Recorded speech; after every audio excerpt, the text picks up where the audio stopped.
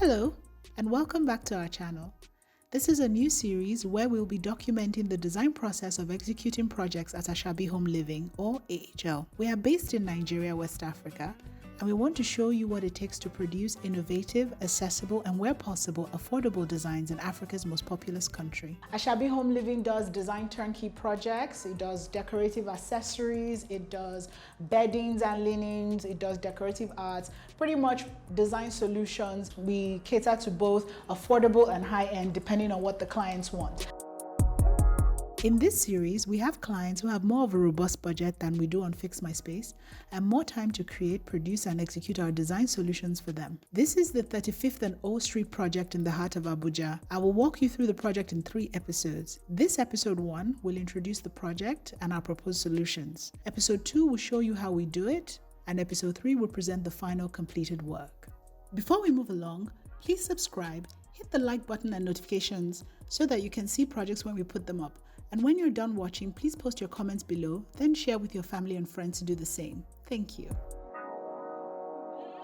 The 35 and O Street project is a turnkey project. We're converting a residential property into a commercial space. It has 8 rooms, 1 kitchen, 5.5 baths, and a balcony space, outdoor space that we need to retrofit to meet the needs of the client. On this project, AHL is teaming up with architectural firm Icons Architecture OCA. They are a full-service architecture firm based in Abuja and have worked on a variety of projects for public institutions and private individuals. They will be handling the bigger construction portion, while AHL will be handling decor, furnishings, and styling. For 35th and O Street, the first thing we did was we were invited by the client to meet with them on the site. That's typical. Once you are told about the project, you do a site inspection. You have to know what you're working with. So this is what I've met, and this is what I have to create. So I have an entry, outer foyer, I need to create a reception. I have a room with a bathroom, I need to create a main waiting room with a guest toilet facility. I have sitting room and living space, which I need to make into a large conference room. Initially it was decided to sit 20, then we revised it to sit 10. I had an inner foyer landing. Nothing much was supposed to be done with it. I had a kitchen and I had to convert it to a kitchenette or a staff break room. I also needed to create, because it didn't exist, a small office or pre-conference room space. There was a second room with no bathroom and existing furniture, which I needed to convert to digital office with security access door. On the second floor, I had 5 rooms with bathrooms, sitting room space, and a balcony space. I needed to convert that into a CEO suite, which included a waiting room, outdoor lounge area, executive office with ensuite bathroom, and I had other 4 offices with ensuite bathrooms. We go through and write what we consider to be a brief. The brief is what we understood from what the client told us. We send it back to the client. Once the client says, yeah, this is what I did say, this is what I want, then we come back with a mood board. The mood board is a dump of several different things that along the color scheme, along the theme, along the branding guidelines, if it's a commercial space, or just the themes or ideas that the client has spoken to you or that you may have that you think should work in the project. When you're dealing with corporate clients or commercial clients, mood boards are usually easy to do in the sense that most businesses have a corporate identity and they have a brand identity. So for instance, if you're in Nigeria and you're dealing with Glow, which is a telecommunications company, you already know what your color scheme is going to be. You already know what your aesthetic is going to be. This is different from like a personal client where maybe the person randomly traveled to Aganebode or Calabar one time, and then they experience the wind and the beaches, and so even though they're in the middle of the north, they want to experience the sea. So you have to figure out a way to bring the sea to them. That's a little bit different. Unfortunately, with this particular client, they're a very new organization. They hadn't quite formulated their brands and their branding guidelines. They didn't really have a brand identity. They had a purpose, they had a mission, they knew what they wanted to do. And it was from those words that I was able to come up with a color scheme for them. Come into the space, you have a conversation with the client, and you try to get a read about what it is realistically they want. My first question is always, what is your budget? For some reason, Nigerian clients don't want to tell you what their budget is. A lot of clients in Nigeria are afraid to let you know what their budget will be. They somehow feel like maybe if they tell you, I want to spend 10 million, then you will make sure you spend 10 million. On 35th and O Street, we went through the same song and dance. What's your budget? We don't know. Give us an idea, blah, blah, blah. Okay, so I gave them a mood board. And then with that mood board, I came up with an estimated total cost. An estimated total cost is a ballpark based on what you are proposing in the mood boards. That is how much you believe it's going to cost you to execute exactly what you're showing. Of course, the client screamed because that was not where their budget was headed. They wanted a lot of what they saw, but the budget that we proposed wasn't within their scheme. So we came back, there was a back and forth, and then we settled on a budget. From there, we went to a contract. Now, contracts scare Nigerians. When I submitted a contract for their signing, there was almost an uproar because they're wondering, why am I trying to have a contract? Why am I trying to litigate? I'm like, a brief and a mood board is not enough. A contract is important because you both protect yourselves.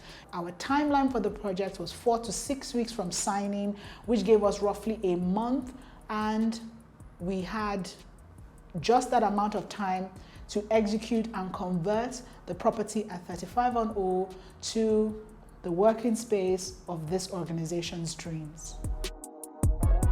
Once the client had signed off on the project and we had made payment, we went back and tweaked the design a little bit because now we're working with a revised budget. Now at every stage in the process, you have to hold your client's hand. If you tell them at the beginning of the process that you're going to give them something in emerald green, it shouldn't be teal when they show up. It shouldn't be navy green. It shouldn't be grass green. It shouldn't be in any other spectrum but what it is that you promised them.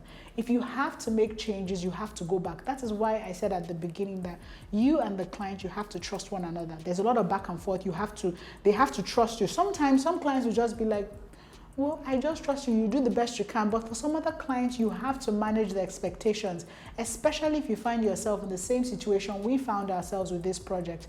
First of all, it was in the middle of COVID. We had just reopened. Borders had been shut for months. We hadn't gotten any raw materials into the country. Now, Nigeria is an import-based economy. And one of the first things that I ran into was sourcing materials in the exact colors that I need. I had to make color changes twice, but some other things I was very adamant about and I stuck to my guns. Back to the very beginning, we did renderings and took it to the clients. Now they're now seeing a little bit of what the mood board looks like in execution. So the mood board is very abstract. We have a bunch of pictures from other people's projects, and then that one can give them fantasy, like, oh my God, I'm going to have a window that is floating in the air. By the time you walk it into the design and you render it, they can see that the window is not really floating. It's sitting on top of a glass thing that would make it look or appear like it's floating, or the wall is all mirrors. I'm just saying these as examples so you can get how the mind thinks. Secondly, most people cannot read a floor plan. I don't know how common. I'm not going to speak from the elitist position of somebody who went to architecture school, because a floor plan to me is easy to understand, but most people can't. If I send the average person a floor plan, if I don't render it, if I don't put elements like this is the bed, this is the chair, they cannot understand it. If you don't raise, if you don't do elevations, if you don't do sections, if you don't do all these things and then render it, they're not going to understand.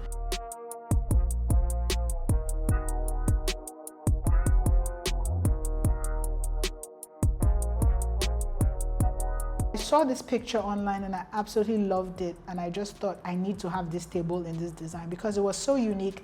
The color scheme we had picked had the tan for the wood, the green for the accents, white for the walls, gray either the flooring or some other thing, and then aubergine to bring a spot of color.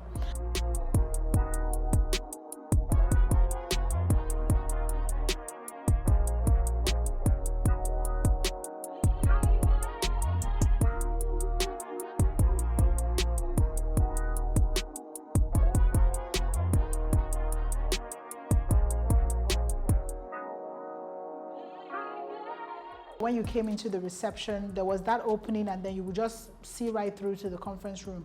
Initially, we wanted to make it a panel, like a hidden panel thing that moved on barn door rollers, but when the client said no, make this the primary entrance, then we changed the design of the door and then it would just be regular. It would look paneled, but then you know that there's a door. I had a bank of 4 windows on one end and one at the end. There was a door crazily placed. So in my mind, all I wanted to do was create this tan. So one thing I was consistent about was that all wood finishes had to be the same all through the building. And I wanted this kind of tan. Then I saw this and I loved it and I wanted to do a green, 2 pieces of art on the wall. And then I was going to put my lovely green blinds, and then of course I found out that it was a fantasy and I ended up going with gray.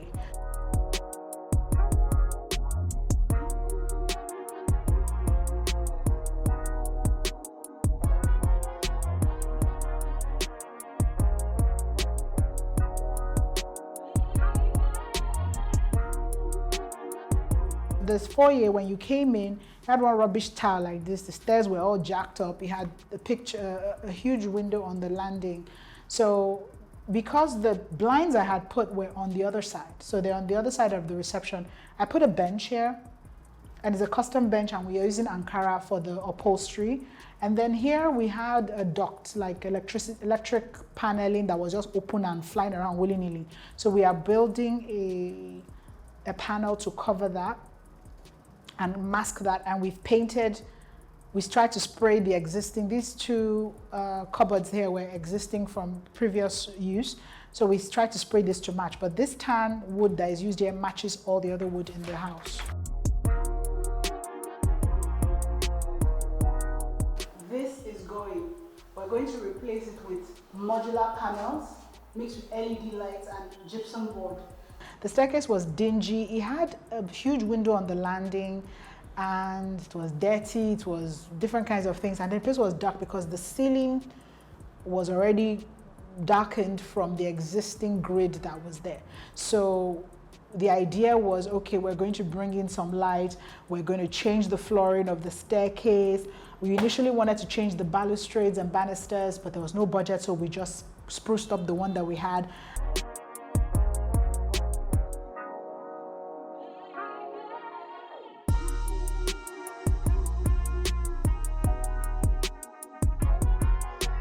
We were going to keep the existing furniture that was there, but give it a little bit of an upgrade. I want to try and see if I can curve out the edges, but I don't know how strong they are.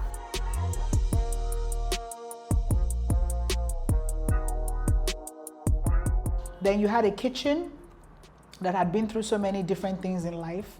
It was falling apart and it needed to be changed. Now, because this was an office, it didn't need to be changed to a proper kitchen, meaning there won't be any cooking happening, but it was a break room. So they need to be able to warm food. They need to be able to set food out if they were having an event. I don't know why anybody put the cabinet over the door, only because should anything happen as you are passing on the thing will just go.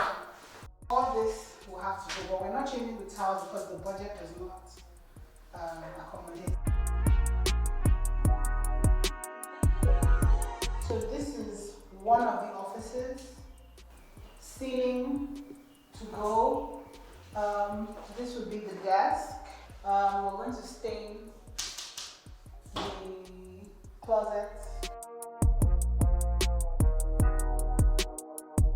Similar layout to the other one that's adjacent to the CEO, like opposite the CEO suite. Same layout, so this would be they will sit this way. I'm going to position the desk this way, so his back is here, accent wall.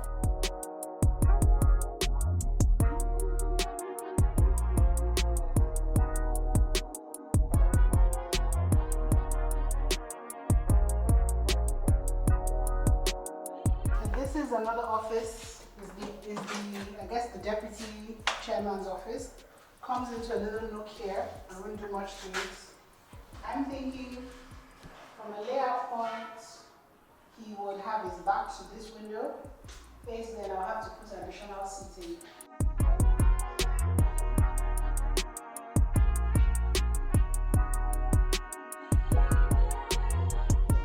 I wanted something dramatic like this and a little piece of art. In fact, I went so far ahead as to try and sketch it. Where's my sketch? I wanted a piece of art with green stuff. Then we now started pricing work like this, and it was going out and about. So I decided, okay, at least 5 years of design school, you should be able to come up with something. So I went to the market and I bought several pieces of Ankara that had leaf motifs and just spent like 3 nights just cutting the pieces out. You can see they come in like a long spool, and then I was cutting these pieces out, cutting them one by one because they have lovely petals, and then putting them together because they complemented each other in some way, and then you see it in the design. And with my trusted glue gun, there's nothing you cannot do in life. So I'm waiting for call to prayer. Ooh.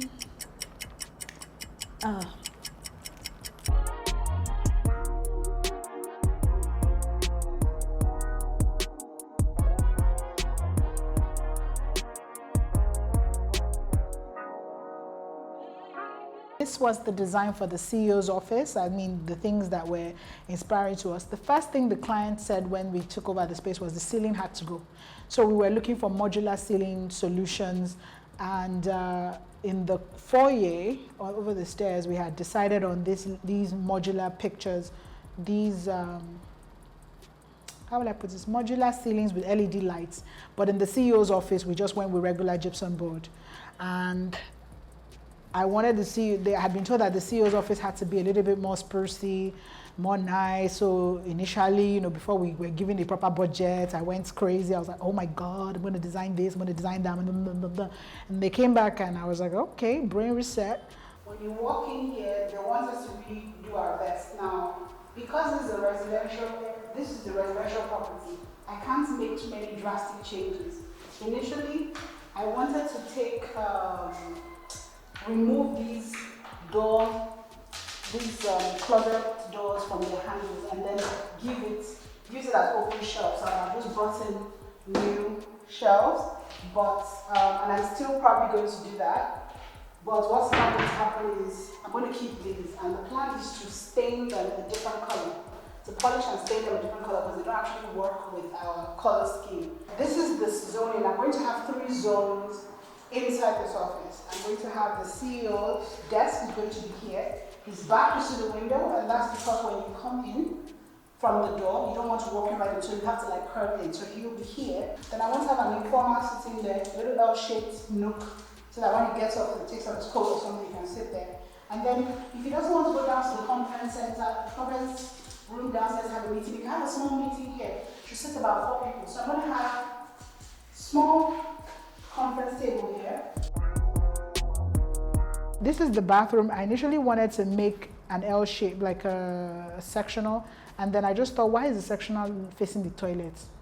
So like and the idea behind the sectional was in case the CEO got tired and he just wanted to like sit with somebody and chill, have an informal conversation, both of them will be facing the toilet. So if the person went to pee, when he comes out, we just jam the CEO here. And I was like, don't let me start things I did not expect. The chair is now just a 2-seater that faces this way. My balcony had this open, waterproof covering canopy that was old and a little bit rotted. We decided to change that. The design that we originally had was initially scrapped, but this is what we pitched to the client. I wanted to have pottery, open exposed concrete, I wanted rattan chairs, I wanted greenery. Once circumstances forced us to change the design, that was when I came up with the other plan to have a border of white stones, bringing white rattan, bringing potted plants that had a little bit of red, and then some hanging plants. We decided to paint the outside part because we're not doing any exterior work to the building. Everything we're doing was interiors. And then on the floor, on the floor of the balcony, I put a 1-foot border of white stones, and each corner I placed potted plants.